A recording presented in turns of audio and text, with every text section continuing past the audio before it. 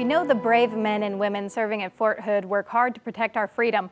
But last week, a Fort Hood soldier went above and beyond to help two injured teens after a car accident. 25 News reporter Jarrell Baker explains how one of the victims is now saying thank you. How you feeling? Good. You all right? It's good to see you. Thank you for your service has a deeper meaning for the King family, thanks to Sergeant Caden Connors. Well, thank you.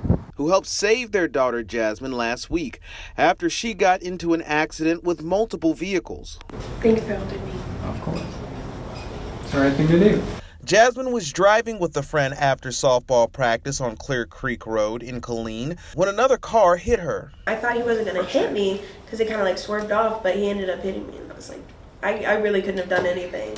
She and her friend spun around hitting multiple cars. They were injured and needed medical attention. That's when Sergeant Connors pulled up to help. I noticed there were personnel laying in the ditch, and I asked the officer if they needed any medical help, to which they directed, yes, we do. Sergeant Connors is a medical advisor who trains medics across Fort Hood. He saw Jasmine was bleeding from her skull and stepped in. He was like, are you okay? Like, what happened? And then he started checking me out with his finger. A verbal assessment for concussion to determine how severe her concussion could be. Located the injuries and applied pressure after I felt the skull to make sure that there was no breaks in the skull.